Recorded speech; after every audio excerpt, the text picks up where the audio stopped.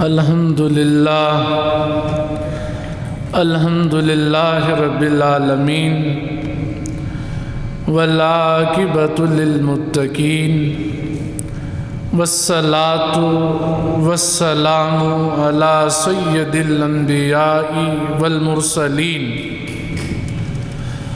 اعوذ باللہ من الشیطان الرجیم بسم اللہ الرحمن الرحیم ان اللہ وملائکتہ یصلون علی النبی یا ایہا الذین آمنوا صلوا علیہ وسلموا تسلیما الصلاۃ والسلام علیک یا رسول اللہ وعلی آلک واصحابک یا حبیب اللہ الصلاۃ والسلام علیک یا نبی اللہ وعلی آلک واصحابک یا نور اللہ بلغ العلا بکمالہ کشف الدجى بجمالہ حسنت جمیع خصالہ صلوا علیہ وآلہ یا رب بالمصطفیٰ بلغ مقاصدنا واغفر لنا ما مضى یا واسع الکرم۔ اللہ رب العزت کے بابرکت نام سے جو نہایت مہربان اور بے انتہا کرم کرنے والا ہے، انگنت کروڑوں درود و سلام حضرت محمد صلی اللہ علیہ وآلہ وسلم کے نام کہ جنہوں نے اللہ کے عطا کردہ علم اور توفیق سے ہر جہان کو فیض یاب اور روشناس فرمایا۔ اللہ رب العزت نے اپنی مخلوق پر حضور علیہ السلام کی صورت میں احسان فرمایا۔ حضور علیہ السلام نے جملہ انسانیت، ان کی تربیت اور رہنمائی فرمائی، اور آپ علیہ السلام نے عبادات اور معاملات تمام کے اصول تشکیل دے کر ایک مہذب اور ایک تہذیب یافتہ معاشرے کی بنیاد رکھی۔ عمومی طور پر محافل اور مجالس میں تحریر اور تقریر کی صورت میں عبادات پر زیادہ قوت سے گفتگو کی جاتی ہے، لیکن انسانوں کے آپس میں معاملات، وہ زبان سے ہوں، وہ اخلاق سے ہوں، وہ جائیداد سے ہوں، وہ مال و دولت سے ہوں، انہیں بھی حضور علیہ السلام کی شریعت مطہرہ کے مطابق ڈھالنا از حد ضروری ہے۔ اسی ضمن میں معاملات میں سے، مالی معاملات میں سے، جب ایک انسان سے کسی چیز کا لین دین کرتا ہے تو لین دین کے اس معاملے میں انہیں چیزیں خریدنے اور بیچنے کی ضرورت پیش آتی ہے۔ خرید و فروخت یا کسی بھی ضرورت کے تحت انسان کو مال کی ضرورت پیش آتی ہے، تو وہاں سے ہمیں بعض اوقات قرض لینے کی ضرورت پیش آتی ہے۔ ایک قرض لینے والا ہے، ایک قرض دینے والا ہے، تو نبی پاک علیہ الصلاۃ والسلام نے اس کے بھی اصول مقرر فرمائے اور اپنی امت کی تربیت فرمائی کہ جب کوئی انسان مالی طور پر کسی سے کوئی چیز ادھار قرض لے اور پھر ان کے درمیان جو بھی معاہدہ طے پا جائے وقت اور میعاد کا، تو کوشش کر کے اس مسلمان کو اپنے وعدے پر پورا اترنے کی کوشش کرنی چاہیے، کیونکہ اگر کسی انسان کی وفات اس حال میں ہو کہ اس کی میت اور اس کی لاش ایک تخت ایک چارپائی پر پڑی ہو اور اس کے سرہانے کوئی ایک ایسا شخص کھڑا ہو جو یہ دعویٰ کر رہا ہو کہ میں نے مرنے والے سے اتنے پیسے وصول کرنے ہیں، مرنے والا میرا مقروض ہے، تو یہ ایک بہت بھاری بات ہے، بڑی پریشانی اور تشویش کی بات ہے۔ اب اس ضمن میں ہم حضور علیہ الصلاۃ والسلام کے چند بابرکت فرامین سماعت فرماتے ہیں۔ اس سے پہلے ایک مرتبہ حضور علیہ الصلاۃ والسلام پر ذوق شوق اور محبت کے ساتھ درود و سلام پڑھ لیں۔ السلام علیکم یا رسول اللہ وعلی آلک و اصحابک یا حبیب اللہ، الصلاۃ والسلام علیک یا نبی اللہ وعلی آلک و اصحابک یا نور اللہ۔ اس اعتبار سے آج کے اس موضوع کی پہلی حدیث جسے امام شافعی نے بھی روایت کیا اور مسند احمد میں امام احمد بن حنبل نے بھی روایت کیا، اور صحیح ترمذی میں امام ترمذی نے، اور حدیث کی کتاب سنن ابن ماجہ میں امام ابن ماجہ نے اسے روایت کیا، اور اس حدیث کے راوی ہیں حضرت ابو ہریرہ رضی اللہ تعالیٰ عنہ۔ قال رسول اللہ صلی اللہ علیہ وآلہ وسلم، فرماتے ہیں کہ اللہ کے رسول علیہ السلام نے ارشاد فرمایا، نفس المؤمن معلقۃ بدینہ حتی یقضی عنہ۔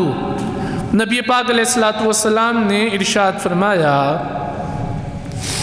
کہ کسی مومن کی جان، کسی مومن کی روح اپنے قرض کی وجہ سے معلق رہتی ہے، یعنی ایک انسان جس نے زندگی میں کسی سے قرض لیا اور قرض ادا کیے بغیر اس کی وفات ہو گئی، تو نبی پاک علیہ السلام ارشاد فرماتے ہیں کہ اس کی روح معلق یعنی لٹکتی رہتی ہے یہاں تک کہ اس کا قرض ادا کر دیا جائے۔ قرض ایک حساس معاملہ ہے، قرض ایک خطرناک معاملہ ہے، اور اپنی موت اور اپنی وفات سے پہلے قرض ادا کرنے کی کوشش کرنی چاہیے۔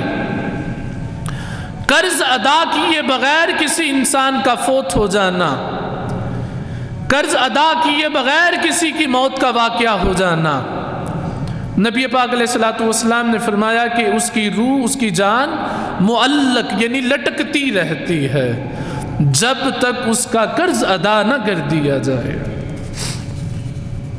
اسی طرح صاحب مشکات نے مشکات شریف میں ایک حدیث جس کی تخریج شرح السنہ حدیث کی کتاب سے ہے، اور اس کے راوی ہیں حضرت براء بن عازب رضی اللہ تعالیٰ عنہ۔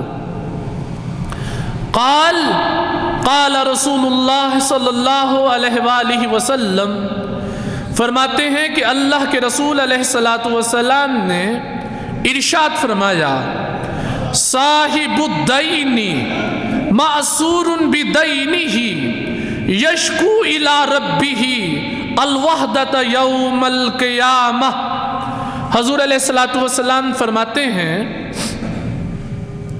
کہ مقروض شخص کو اس کے قرض کی وجہ سے معصور یعنی گرفتار یعنی قید یعنی تنہائی میں الگ کر دیا جاتا ہے اس کے قرض کی وجہ سے، حتیٰ کہ کل قیامت کے دن مقروض شخص اللہ کی بارگاہ میں اپنی تنہائی کا شکوہ اور شکایت کرے گا کہ اس کو انتہائی زیادہ تنہا رکھا گیا۔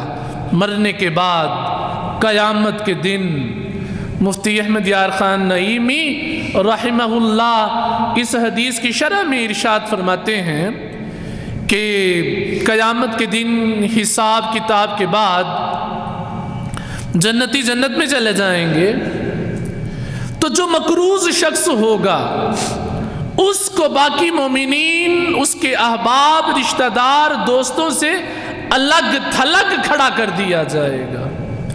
تو قیامت کا دن ہو، کوئی مقروض شخص ہو، اسے الگ تنہا کھڑا کر دیا جائے، اللہ کے حساب کا دن، اللہ کی پکڑ کا دن، اللہ کے جلال کا دن، تو مقروض اللہ رب العزت سے اپنی تنہائی کی شکایت کرے گا۔ یعنی جیسے پہلی حدیث میں نبی پاک علیہ السلام نے پڑھایا، سمجھایا، فرمایا کہ مومن شخص کی جان روح معلق رہتی ہے اپنے قرض کی وجہ سے، وہ لٹکتی رہتی ہے۔ اسی طرح صحیح ترمذی میں امام ترمذی حضرت ثوبان رضی اللہ تعالیٰ عنہ سے قرض کی حساسیت، قرض کی نزاکت، قرض کی خطرناکی کے اعتبار سے اللہ کے رسول علیہ السلام کی ایک حدیث بیان کرتے ہیں۔ قال رسول اللہ صلی اللہ علیہ وآلہ وسلم، فرماتے ہیں کہ اللہ کے رسول علیہ السلام نے ارشاد فرمایا، من مات وهو بری من الکبر والغلول والدین دخل الجنہ۔ حضور علیہ السلام نے ارشاد فرمایا کہ جو کوئی شخص اس کا انتقال ہوا، اس کی وفات ہوئی اس حال میں کہ وہ بری ہو، وہ آزاد ہو تین چیزوں سے۔ نمبر 1 تکبر، یعنی مرنے والا اپنی زندگی میں تکبر نہ کرتا ہو، غرور میں مبتلا نہ ہو، والغلول اور خیانت میں مبتلا نہ ہو، والدین اور اس پر کسی کا قرض بھی نہ ہو، یعنی بغیر قرض کے اس کی موت واقعہ ہو، اس نے مرنے کے بعد کسی کا 1 روپیہ بھی دنیا میں نہ دینا ہو۔ حضور علیہ السلام نے ارشاد فرمایا کہ جو شخص اس حال میں مرے کہ تکبر نہ کرتا ہو، خیانت نہ کرتا ہو اور وہ کسی کا مقروض بھی نہ ہو، نبی پاک علیہ السلام نے ارشاد فرمایا کہ وہ جنت میں جائے گا۔ وہ شخص کہاں جائے گا؟ جنت میں جائے گا۔ تو قرض بہت نازک اور بڑی حساس چیز ہے، بڑا خطرناک معاملہ ہے۔ مسند احمد میں امام احمد بن حنبل حضرت سعد بن اطول رضی اللہ تعالی عنہ سے ایک حدیث روایت کرتے ہیں، قال مات اخی وترک 300 دینار وَتَرَكَ وُلْدًا صِغَارًا۔ صحابی رسول فرماتے ہیں کہ میرے بھائی کا انتقال ہو گیا، میرے بھائی کی وفات ہو گئی، اور اس نے 300 دینار ترکہ وراثت مال کے طور پر چھوڑا، اور چھوٹے چھوٹے بچے بھی چھوڑے، اس کے بچے بھی ہیں۔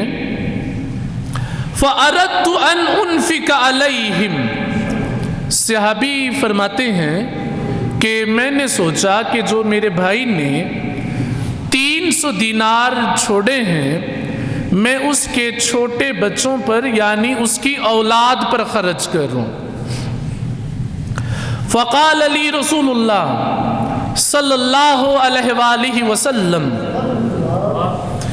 فرماتے ہیں کہ اللہ کے رسول علیہ السلام نے ارشاد فرمایا، ان اخاک محبوس بدینہ فاقض عنہ۔ فرماتے ہیں کہ اللہ کے رسول علیہ السلام نے ارشاد فرمایا کہ تمہارا بھائی قرض کی وجہ سے گرفتار ہے، تو اس کا قرض ادا کر دو۔ اب منظرنامہ یہ ہے کہ ایک صحابی کے بھائی کا انتقال ہوا اور وہ 300 دینار چھوڑ کر گئے، اور ساتھ میں ان کے چھوٹے بچے بھی ہیں۔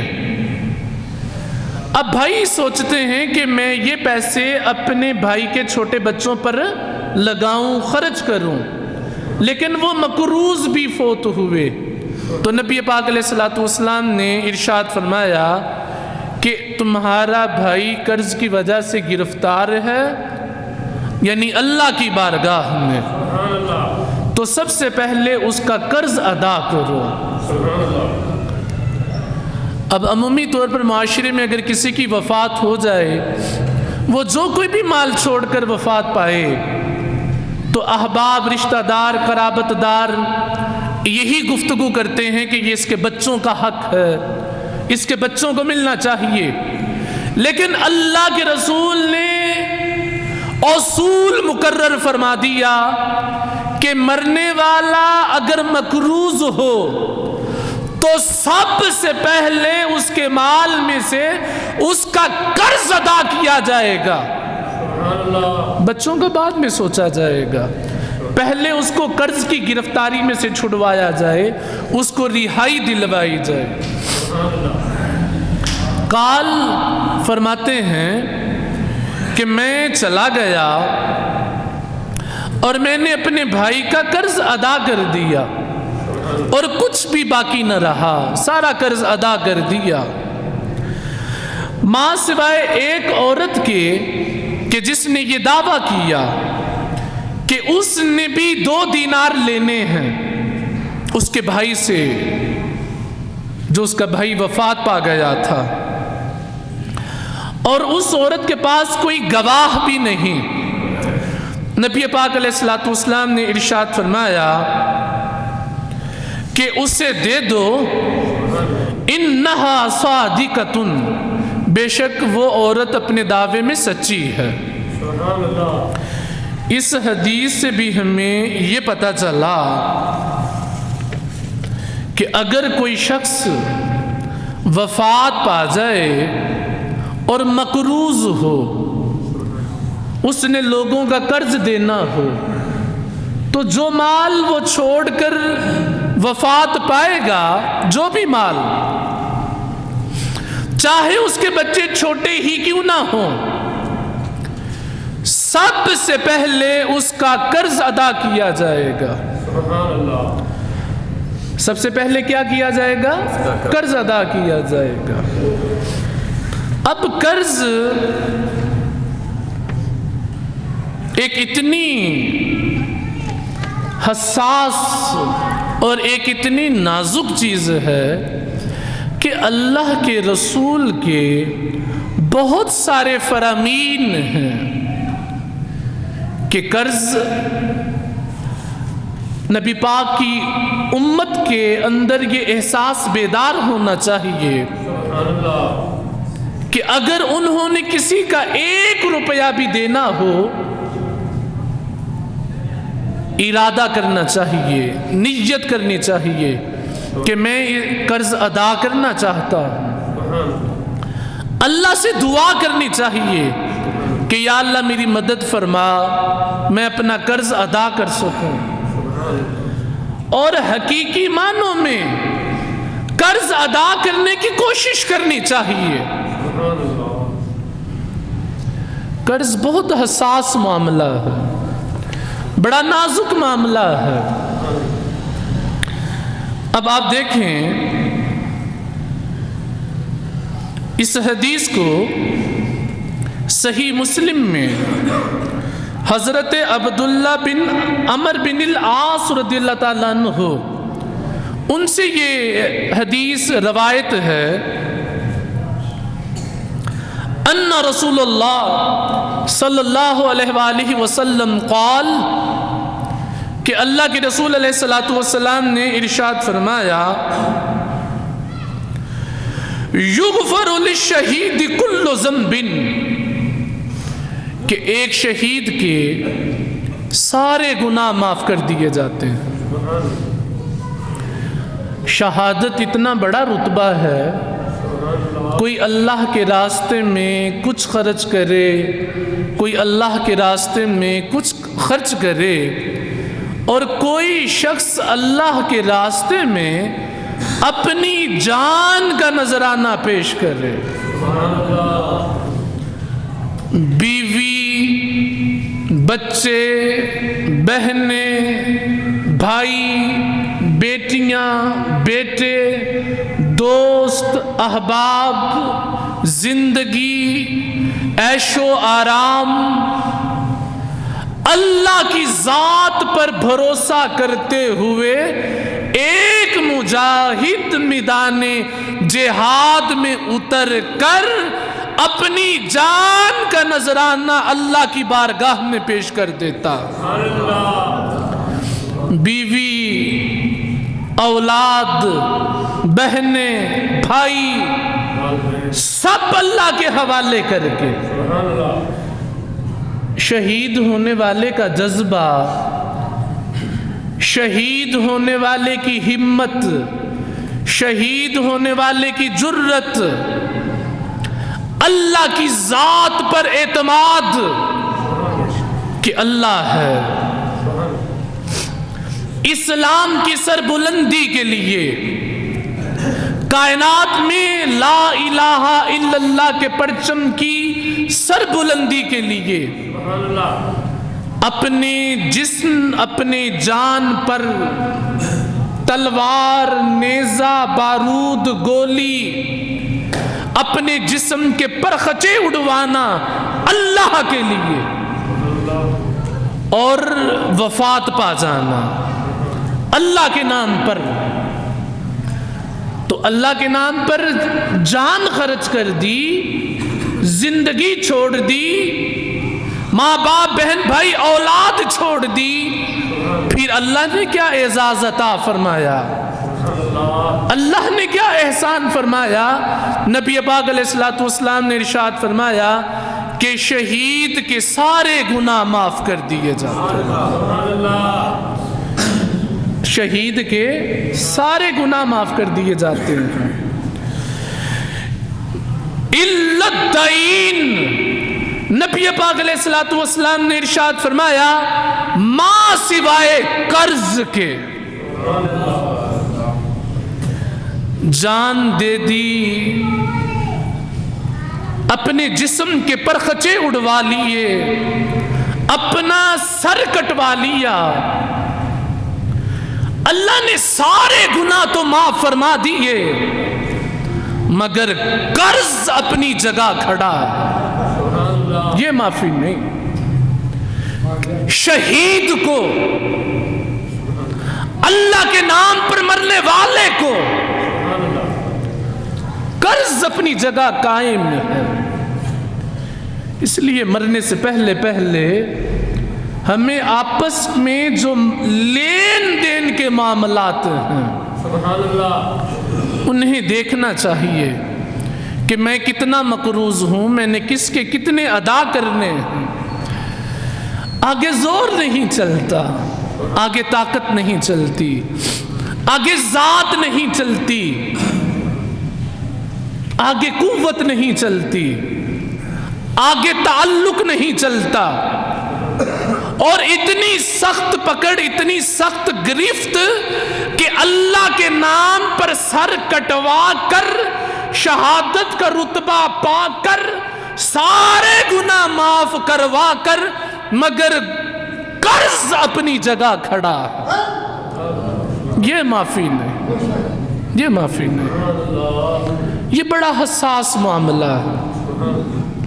میں بھی کوشش کروں، آپ بھی کوشش کریں، کسی کو کسی کی موت کا وقت نہیں معلوم۔ تصور کر کے دیکھیں، میری لاش، میرے جسم کی میت، آپ کے جسم کی لاش، آپ کے جسم کی میت نہلا کر، دھلا کر، کفن پہنا کر، جنازے کے لیے تیار کر کے، اور ہمارے سرہانے کھڑا ہو کر کوئی شخص کہہ دے کہ میں نے مرنے والے سے اتنا پیسہ لینا تھا، یہ بڑی بھاری بات ہے، یہ بہت تکلیف دہ بات ہے۔ اس کی تو شہید کو بھی معافی نہیں، شہادت کے رتبے کو پانے والے کو بھی اس کی معافی نہیں۔ صحیح ترمذی میں حضرت انس رضی اللہ تعالیٰ عنہ نبی پاک علیہ الصلوۃ والسلام سے روایت کرتے ہیں، قال من قرأ كل يوم 200 مرة قل هو الله احد۔ نبی پاک علیہ الصلوۃ والسلام نے ارشاد فرمایا کہ جو کوئی شخص روزانہ 200 مرتبہ سورہ اخلاص پڑھے، کتنی مرتبہ؟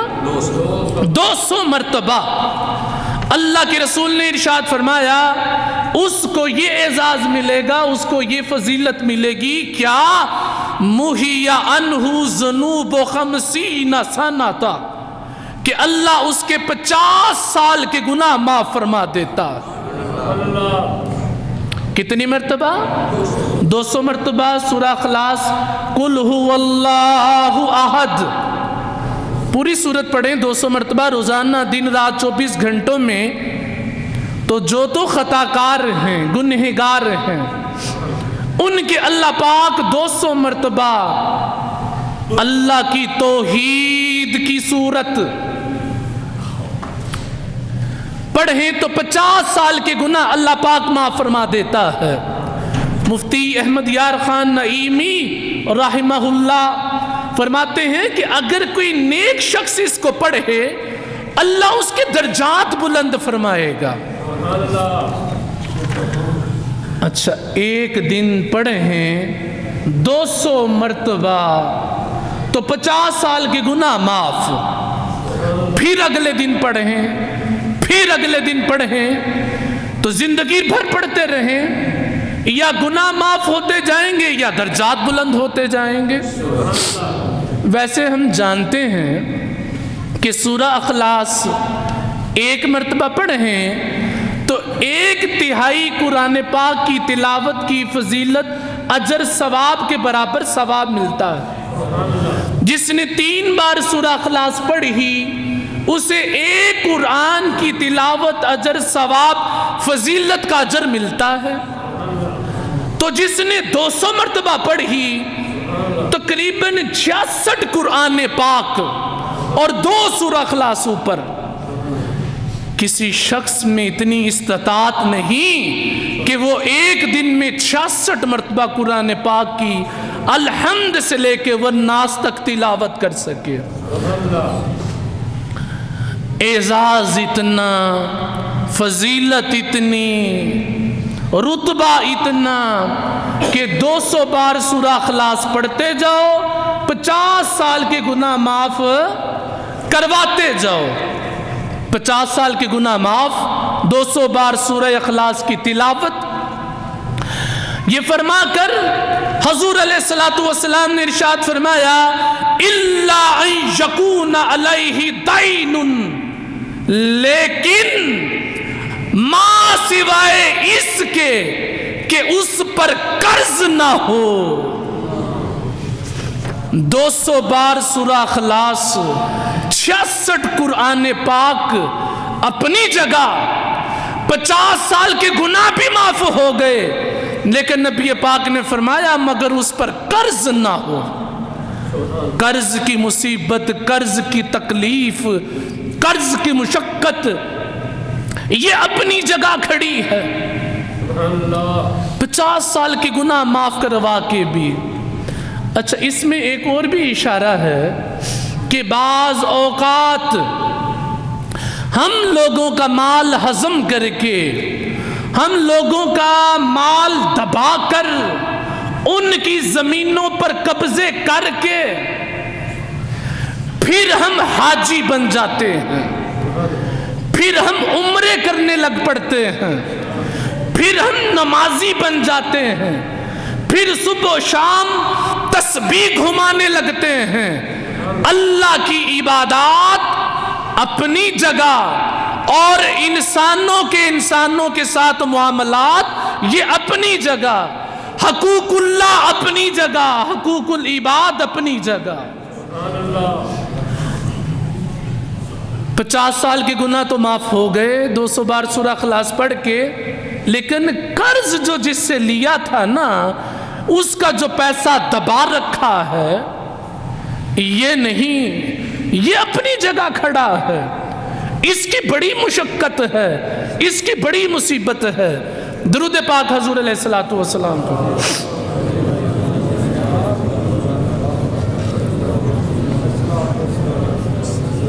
اللہم صلی علی محمد و آلہ وصحبہ وسلم. ویسے تو نبی پاک علیہ الصلوۃ والسلام اللہ کی وحی کے بغیر کوئی کلام نہیں فرماتے. وما ينطق عن الهوى، حضور اپنی مرضی سے کوئی بات نہیں کرتے مگر جو اللہ ان پر وحی فرمائے. حضور نے اپنی زندگی میں کچھ دعائیں مانگی. کبھی کوشش کر کے ایسی کتاب خریدنی چاہیے جس میں حضور کی ساری دعائیں درج ہوں، اور بندہ کم از کم وہ ساری دعائیں ایک بار تو پڑھ لے، ایک بار تو وہ اللہ کی بارگاہ میں وہ دعائیں اللہ سے مانگ لے. ایک دعا نبی پاک علیہ الصلوۃ والسلام کی حدیث کی کتاب سنن نسائی سے ہے، اور اس کے راوی ہیں حضرت ابو سعید رضی اللہ تعالیٰ عنہ. فرماتے ہیں کہ میں نے اللہ کے رسول علیہ الصلوۃ والسلام کو یہ فرماتے ہوئے سنا، کیا؟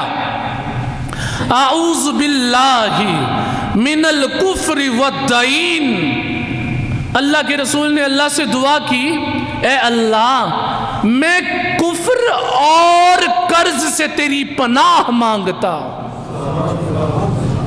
دعا دیکھیں نبی پاک کی. قرض کوئی ایسی چیز ہے کہ اللہ کا رسول ہو کر اللہ سے دعا کر رہے ہیں کہ یا اللہ میں قرض سے تیری پناہ چاہتا. اور پھر قرض کو کس کے ساتھ جوڑا؟ کفر کے ساتھ جوڑا. فقال رجل، ایک شخص نے نبی علیہ الصلوۃ والسلام سے عرض کیا کہ اے اللہ کے رسول، آپ کفر اور قرض دونوں کو برابر جانتے ہیں. اب کفر کہاں اور قرض کہاں؟ اس نے عرض کی کہ آپ ان دونوں کو برابر گردانتے ہیں. نبی پاک علیہ الصلوۃ والسلام نے ارشاد فرمایا، ہاں. بعض اوقات بندہ مقروض ہو کر، قرض کے نیچے دب کر قرض اس کو کفر تک لے جاتا ہے۔ قرض سے بچنا چاہیے، بلا وجہ قرض نہیں لینا چاہیے، اپنے آپ کو مقروض نہیں کرنا چاہیے، کیونکہ شہید ہو کر بھی گناہ تو سارے معاف مگر قرض وہی ہے۔ 200 بار سورہ اخلاص پڑھ کے 50 سال کے گناہ تو سارے معاف مگر قرض وہی ہے، اور پھر موت کا پتہ بھی نہیں کہ کب آ جائے۔ تو نبی پاک علیہ السلام نے اللہ سے دعا مانگی کہ یا اللہ میں کفر اور قرض سے تیری پناہ چاہتا ہوں۔ اس حدیث کو امام بخاری صحیح بخاری میں حضرت سلمہ بن الاقوع رضی اللہ تعالیٰ عنہ سے روایت کرتے ہیں۔ صحابی رسول فرماتے ہیں کہ ایک مرتبہ ہم نبی پاک علیہ السلام کی بارگاہ میں بیٹھے تھے، ایک جنازہ لایا گیا۔ سبحان اللہ۔ میں کہتا ہوں کہ کائنات میں کچھ لوگ اتنے بھی مقدر کے سکندر گزرے ہیں، ان کے جنازے نبی پاک کی بارگاہ میں لائے گئے، ان کو یہ شرف ملا کہ ان کا جنازہ اللہ کے رسول نے پڑھایا۔ سبحان اللہ، کتنے اعزاز کی بات ہے کہ کسی کا جنازہ اللہ کا رسول پڑھے۔ اچھا، جنازہ لایا گیا، عرض کی گئی کہ اے اللہ کے رسول اس پر نماز جنازہ پڑھا دیجئے۔ نبی پاک علیہ السلام نے ارشاد فرمایا اس مرنے والے پر کوئی قرض تو نہیں؟ جنازہ پڑھانے کا کہا گیا، درخواست کی گئی، اور نبی پاک فرما رہے ہیں کہ اس مرنے والے پر کوئی قرض تو نہیں۔ تو عرض کی گئی کہ اس کے ذمے کوئی قرض نہیں، اس کے ذمے کوئی قرض نہیں۔ نبی پاک علیہ السلام نے اس کی نماز جنازہ پڑھا دی۔ اسی اثناء میں ایک اور جنازہ آ گیا، عرض کی گئی کہ یا رسول اللہ اس کا جنازہ پڑھا دیجئے۔ نبی پاک علیہ السلام نے فرمایا اس کے ذمے کوئی قرض تو نہیں؟ عرض کی گئی کہ 3 دینار ہیں۔ کتنے؟ بس گنتی کے 1 2 3، کوئی لمبا چوڑا قرض بھی نہیں۔ کتنے؟ 3 دینار ہیں۔ نبی پاک علیہ السلام نے فرمایا اس نے ترک وراثت میں کوئی شے چھوڑی ہے؟ عرض کی گئی کہ ہاں اس نے 3 دینار چھوڑے ہیں۔ تو نبی پاک علیہ السلام نے اس کا بھی جنازہ پڑھا دیا۔ اسی اثناء میں ایک اور جنازہ آ گیا، نبی پاک علیہ السلام نے ارشاد فرمایا، عرض کی گئی کہ یا رسول اللہ اس کا بھی جنازہ پڑھا دے۔ نبی پاک علیہ السلام نے ارشاد فرمایا کہ کیا اس کے ذمے کوئی قرض تو نہیں؟ عرض کی گئی کہ ہاں اس کے ذمے قرض ہے۔ نبی پاک علیہ السلام نے فرمایا کہ اس نے قرض کی ادائیگی کے لیے کچھ چھوڑا؟ عرض کی گئی کہ کچھ نہیں ہے۔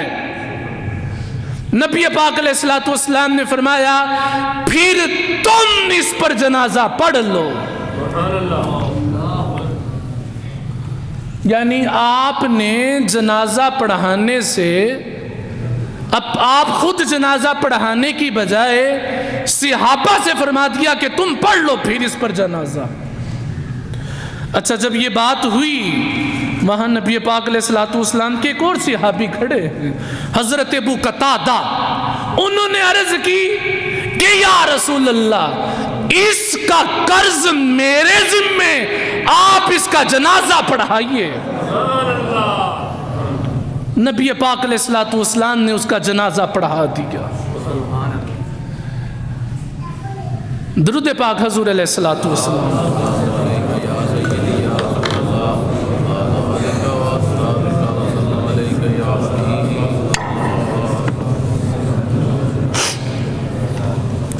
مسند احمد میں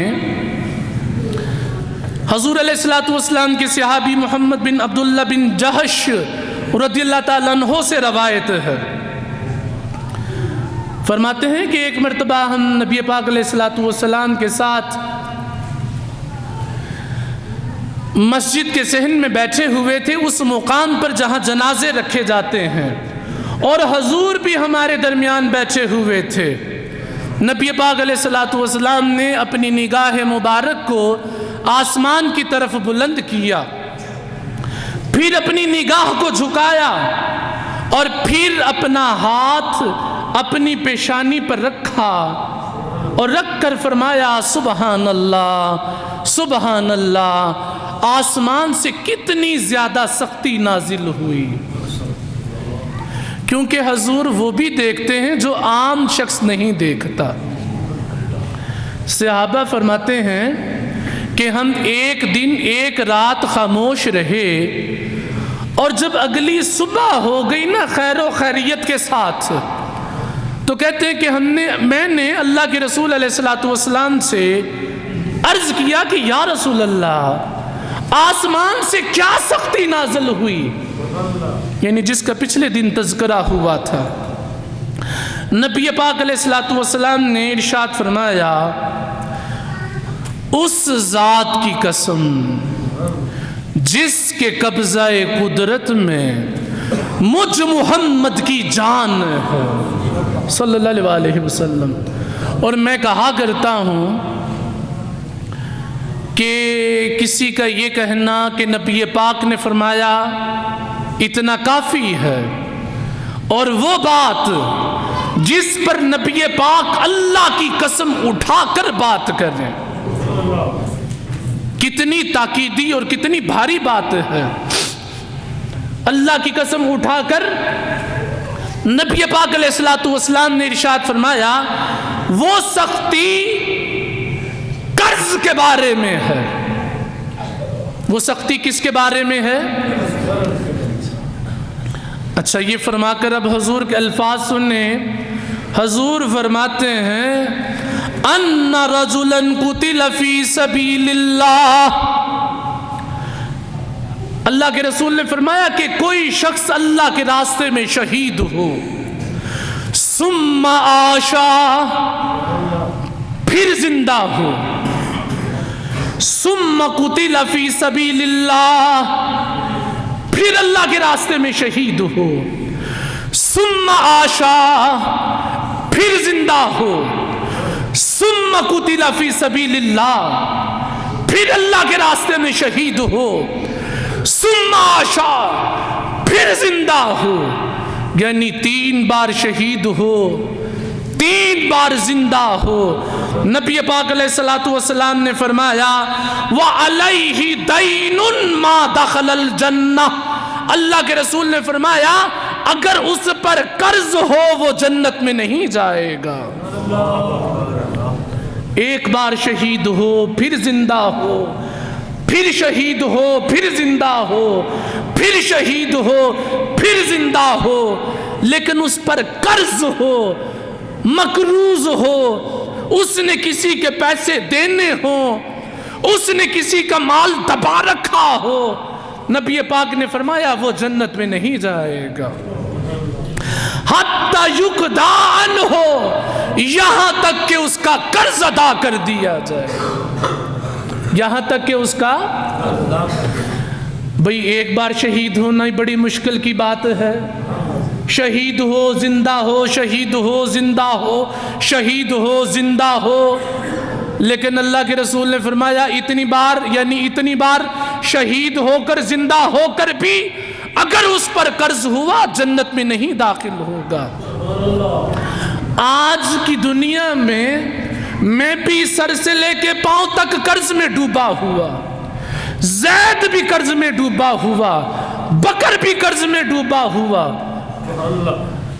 اور نہ ہمارے پلے نمازیں، نہ ہمارے پلے روزے، نہ حج، نہ زکاتیں، نہ تسبیحات، نہ صدقات، نہ خیرات، اور تو اور ہم شہید بھی نہیں۔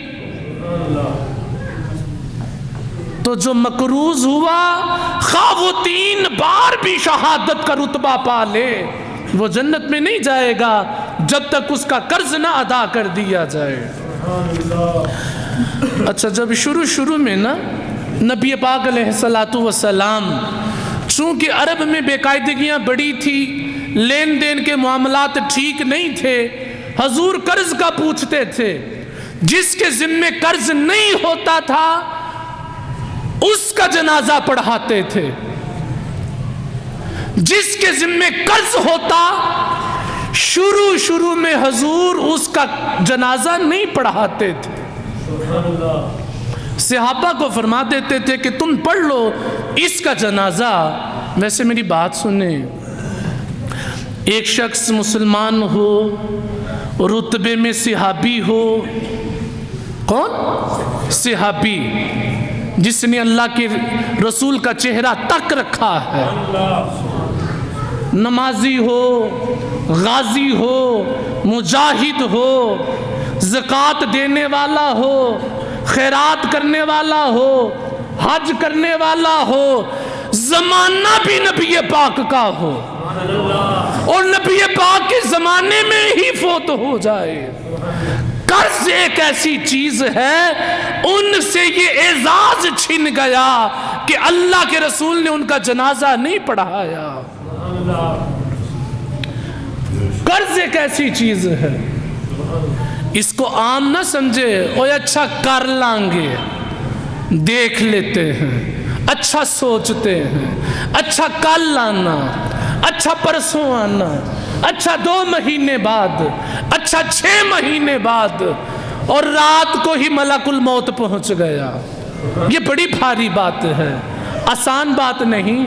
اچھا، پھر قرآن پاک میں سبحان اللہ، اللہ نے آیت نازل فرما دی، النبی اولا بالمؤمنین من انفسہم، یعنی اللہ نے نبی پاک کی یہ شان بیان کی قرآن پاک میں کہ نبی پاک مومنین پر ان کی جانوں سے بھی زیادہ حق رکھتے ہیں۔ جب اللہ کا یہ حکم آ گیا نا قرآن پاک میں، شروع میں نبی پاک جنازہ نہیں پڑھاتے تھے، کس کا؟ اچھا، آپ کو جیسے لگ رہا ہے جیسے بات ہی کچھ نہیں ہے۔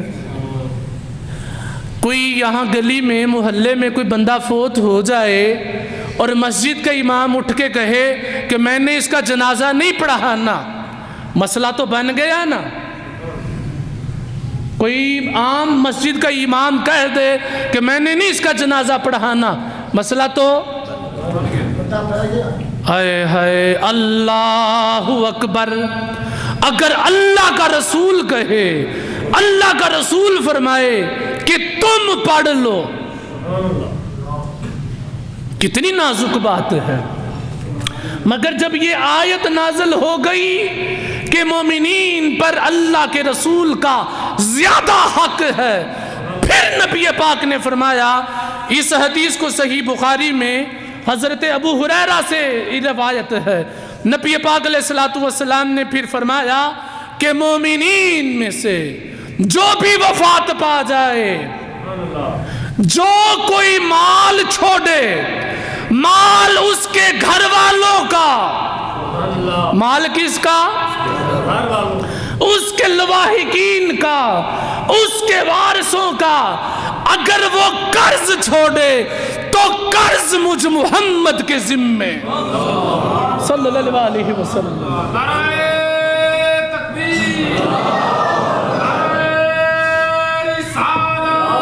صلی اللہ علیہ وسلم۔ سبحان اللہ، سبحان اللہ۔